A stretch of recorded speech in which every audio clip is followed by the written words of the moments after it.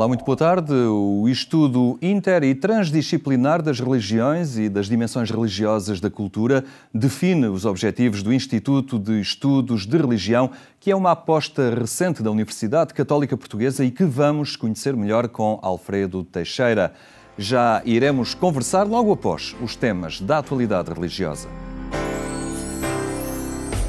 O cardeal Gianfranco Ravasi aborda os desafios que se colocam à Igreja Católica na sua relação com a sociedade, a arte ou a ciência.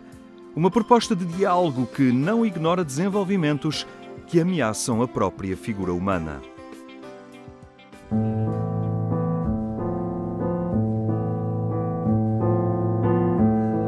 La prospettiva fondamentale con la quale io propongo anche la mia stessa attività, ma penso che sia un po' la prospettiva generale con la quale si muove Papa Francesco e la Chiesa in questo periodo, è proprio quello del dialogo nella sua forma più genuina. Questa parola greca, come sappiamo di origine, significa l'incrocio dia tra due logoi, tra due discorsi. Il discorso che deve essere fatto tra due interlocutori. È inutile, ma dobbiamo riconoscere subito che noi siamo in un mondo che ha un altro logos, che ha un altro discorso, un'altra visione, che ha elementi certamente negativi, e di questo ne siamo consapevoli, ne sono consapevoli anche loro tante volte, ma dall'altra parte ha anche, come dicevano gli antichi padri della Chiesa, ha i semi del verbo, cioè di una rivelazione che è segreta, misteriosa, che passa attraverso le coscienze e che propone dei valori. Ecco allora che la Chiesa, che è consapevole, deve essere prima di tutto consapevole della sua ricchezza, io dico non solo teologica, ma anche culturale. Pensiamo cosa ha prodotto in 20 secoli di storia dell'arte, della filosofia, della letteratura, che incidenza ha avuto nell'Occidente. Il grande codice è sempre stato la Bibbia, come si suol dire. Ecco, che ha questa coscienza di se stesso, della sua identità, deve però anche riconoscere che nell'interno di tutte queste rivoluzioni che sono avvenute, a partire da quella copernicana, se si vuole, Galileo Newton, passando attraverso la rivoluzione sociale, illuministico-sociale della ragione, poi di Marx, del liberalismo dell'Ottocento, per passare poi anche attraverso la rivoluzione psicanalitica che ha cambiato anche l'approccio alla persona umana, fino ad altre rivoluzioni che sono in corso. Adesso quella più importante, per certi versi impressionante, è quella dell'informatica, la rivoluzione che avviene nella comunicazione. Sia consapevole la Chiesa che deve essere presente e interloquire, deve incontrarsi con questo mondo, perché vive nell'interno di questo mondo, e Gesù in quella notte, quando dialogava con Nicodemo, dice che Dio ha mandato il Figlio suo nel mondo non per condannare il mondo, ma per salvarlo. E quindi alla fine l'approccio, l'atteggiamento dovrebbe essere proprio quello dell'incontro, dell'ascolto, del dialogo.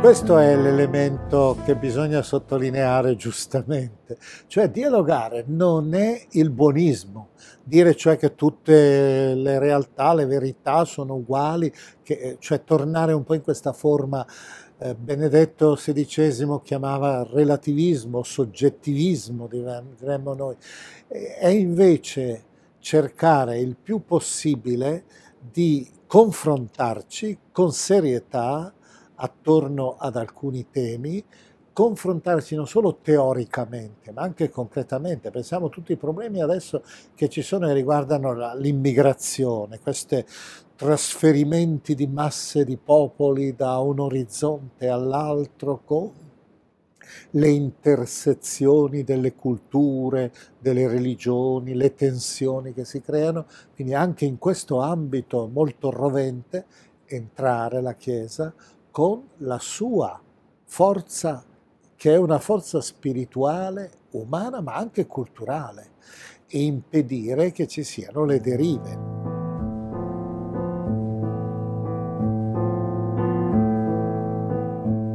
Dunque, prima di tutto bisogna dire che anche gli scienziati devono fare, io direi poi tante volte soprattutto i tecnici, che non sono da identificare con gli scienziati. Gli scienziati hanno tante volte una visione più completa, più universale, più umana.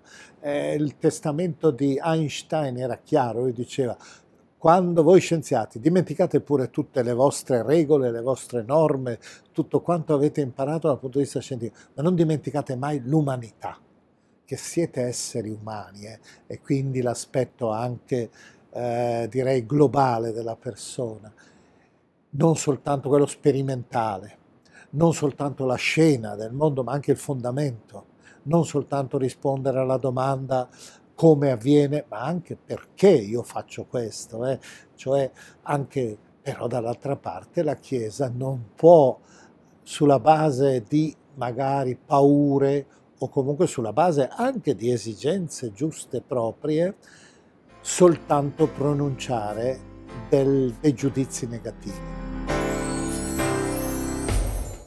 O primeiro de 40 dias de preparação da festa maior do cristianismo, a Páscoa, percurso das cinzas de quarta-feira à luz da Vigília Pascal. É um tempo que tem um símbolo principal, a cruz. Não se trata de um adorno ou um meio para decorar ambientes ou perfis pessoais, antes para dizer o significado essencial do cristianismo, traduzido em sinais e liturgias ao longo das próximas semanas. Entre todas, e a dar sentido a tudo o que se celebra e vive, está a Páscoa, a celebração da ressurreição de Cristo. É com esse horizonte que se percorre o tempo de preparação proposto nas semanas da Quaresma. Porque se trata da verdade fundante do cristianismo, a ressurreição, todas as formas de preparação que ajudem a bem viver essa festa são necessárias. A Igreja Católica reúne as várias propostas em torno de 3 âmbitos: jejum, penitência e abstinência. Sobriedade no cotidiano, nomeadamente na alimentação, reserva de parte dos bens para dar a quem precisa e sinais concretos de privação são formas de procurar o equilíbrio humano que permite que aconteça a disponibilidade para que a Páscoa se viva em cada dia. Vão nesse sentido as mensagens que indicam propostas de vivência de Quaresma, nomeadamente as que o Papa escreve em cada ano. Para este, inspira-se numa afirmação de Jesus que aparece no Evangelho segundo São Mateus: porque se multiplicará a iniquidade, vai resfriar o amor de muitos. O Papa alerta para a ilusão do dinheiro, que torna os seres humanos escravos do lucro e de interesses mesquinhos, denuncia a violência que se abate sobre o bebé por nascer, o idoso doente, o hóspede de passagem, o estrangeiro e o próprio meio ambiente, e aponta o dedo a falsos profetas que procuram enganar e fazer desaparecer o amor, centro de todo o Evangelho. Quantos homens e mulheres vivem fascinados pela ilusão do dinheiro, quando este, na realidade, os torna escravos do lucro ou de interesses mesquinhos? Quantos vivem pensando que se bastam a si mesmos e caem vítimas da solidão? O alerta do Papa na mensagem para a Quaresma surge ao lado de propostas concretas de mudanças no estilo de vida. Como gostaria que a esmola se tornasse um verdadeiro estilo de vida para todos. O jejum desperta-nos, torna-nos mais atentos a Deus e ao próximo, reanima a vontade de obedecer a Deus, o único que sacia a nossa fome. À esmola e ao jejum, Francisco acrescenta a sugestão de momentos de oração no tempo da Quaresma e indica que em cada diocese uma igreja fica aberta durante 24 horas consecutivas, oferecendo a possibilidade de adoração e de confissão sacramental.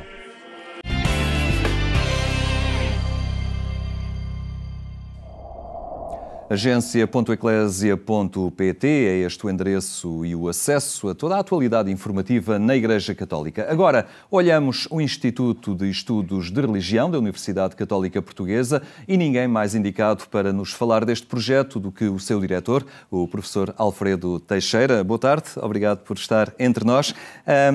Desde logo, pergunto-lhe o que é que se pretende com esta, digamos, novidade, também esta aposta da Universidade, este Instituto de Estudos de Religião, que agrupa várias faculdades. Sim, muito boa tarde. De facto, é um projeto inovador dentro da própria universidade, já que se trata de uma unidade que resulta da associação para este projeto de 4 faculdades dentro da universidade. Antes de mais, a Faculdade de Teologia, enfim, local onde, de alguma maneira, muita desta reflexão já tem sido feita. Também a Faculdade de Ciências Humanas, aqui em Lisboa. No Porto, a Escola de Artes e, em Braga, a Faculdade de Filosofia e Ciências Sociais. Neste sentido, trata-se de construir um projeto que tem por objetivo, como referia, o estudo das religiões e das dimensões religiosas da cultura, mas associando diferentes disciplinas que, de facto, estão, em muitos casos, muito desenvolvidas nestas escolas.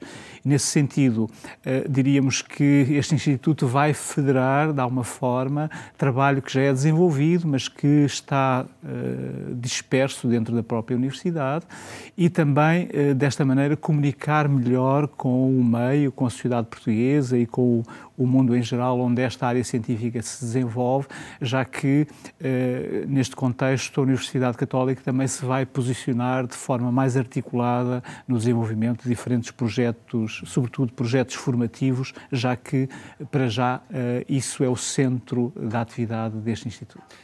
Este Instituto, de alguma forma, parte da convicção de que a religião não é algo residual ou que gravita em círculos fechados da consciência de cada um, mas que marca a cultura, consegue marcar os elementos da sociedade, agregá-los, define os seus modos de atuação e, como tal, é um fenómeno que deve ser estudado e deve ser conjugado com as outras ciências. Sim, deve ser estudado e, portanto, é obviamente objeto de investigação, é, aliás, um dossiê de investigação crescente no panorama da comunidade científica internacional, mas mais do que isso, o resultado dessa investigação deve ser disseminado. E, portanto, este Instituto vai ter um papel preponderante nessa disseminação do conhecimento. Porque aquilo que pretendemos mostrar é que, porventura, para agentes nas mais diversas profissões, comunicação, cultura, todo o domínio da intervenção social, da mediação social, também em domínios até de intervenção pública, como, por exemplo, as atividades que se desenvolvem na esfera das autarquias, em todos esses registros é crescente a necessidade de os diferentes agentes profissionais terem competências para reconhecer quer a diversidade religiosa, quer o impacto que as dimensões religiosas da identidade têm no comportamento dos indivíduos e grupos. E, neste sentido, digamos que este objetivo de trazer para os domínios, enfim, da ação profissional, da organização da sociedade, esse conhecimento que se desenvolve, enfim, nas mais diversas disciplinas que estudam a religião, é claramente um dos objetivos mais importantes. E percebem também nesses setores interesse e apetência por os estudos que venham a surgir deste Instituto, no sentido em que também eles começam a adquirir uma sensibilidade diferente relativamente a estes fenómenos? Sim, isso é um facto. Repare que acontece já em algumas autarquias, em particular em espaços mais densificados, como aqui a área metropolitana de Lisboa. Nós encontramos em algumas autarquias já departamentos e serviços específicos que visam atender as pessoas ou têm projetos que têm em consideração, por exemplo, esta dimensão da diversidade religiosa. Mas, dou-lhe outro exemplo, temos sido contactados com frequência, por exemplo, por agentes na área do turismo, que descobrem que a questão religiosa, não só o turismo dito religioso, mas também o papel que o religioso tem no turismo cultural, no ecoturismo, descobrem que, de facto, essa é uma motivação importante e querem conhecer melhor isso. Portanto, eu diria que, de uma maneira geral, essas esferas de ação profissional estão mais despertas para isto, mas eu diria que o próprio Instituto terá a missão também de suscitar esse interesse, mostrando, de facto, que essa formação é necessária. Ou seja, ele pretende e poderá trabalhar no sentido de conhecer mais a fundo e revelar de forma mais evidente aquilo que é a matriz cultural dos portugueses, do nosso país. Sim, de facto, eu diria que o nosso trabalho estará muito assente naquilo que é a nossa sociedade em termos religiosos, mas é preciso não perder de vista que, em todo o caso, grande parte das mudanças que vivemos, não só na dimensão religiosa, mas também naquilo que é a construção das identidades religiosas, são mudanças que têm uma escala global. Portanto, o religioso hoje é um fenómeno que tem que ser estudado na sua escala transnacional, enfim, tem que ser estudado no contexto dos grandes fluxos, enfim, demográficos que caracterizam as nossas sociedades e, portanto, estudar a sociedade portuguesa, estudar as suas matrizes ou os seus substratos religiosos fundamentais, esse estudo tem que dialogar também com aquilo que são, enfim, as novas identidades, enfim, os novos residentes que esta sociedade acolhe e que trazem, obviamente, problemas novos, trazem também formas de habitar esta cultura e esta sociedade, formas novas que têm que ser compreendidas. Há aqui um elemento que não é muito habitual, que é algumas parcerias que estão a estabelecer e sublinho a Fundação para a Ciência e a Tecnologia, no sentido de um trabalho próximo, de uma certa certificação também e compreensão dos trabalhos que fazem, e isto é importante também nos estudos da religião. Sim, claro. É claro que essa dimensão de investigação é gerida sobretudo pelos centros de investigação destas unidades que são parceiras do IER, do Instituto de Estudos da Religião, mas de facto neste momento a Universidade Católica tem como projeto candidatar à avaliação da FCT um centro que integra de facto este estudo interdisciplinar do religioso, que inclui também a teologia, mas a teologia com outras disciplinas que, sob o ponto de vista das ciências humanas, estudam a religião. Isso penso que será algo de novo na universidade e que vai marcar também a possibilidade de estes estudos terem uma presença mais ampla na comunidade científica portuguesa, porque eles são estudos reconhecidos, mas até porque em Portugal não são muitos os que se dedicam a este objeto, ao estudo deste objeto em termos científicos, porventura esta experiência de ser comunidade científica não está em relação aos estudos da religião completamente construída e penso que com este projeto a Universidade Católica vai contribuir decisivamente para isso. Dia 27 de fevereiro, já há a possibilidade de contactar com digamos, um dos frutos deste Instituto de Estudos da Religião. Este seminário que tem por tema uma era pós-secular, é uma interrogação. O que é que vai abordar? Qual é a abordagem, a linha de análise deste seminário? Trata-se de um programa formativo, penso eu, muito interessante e original.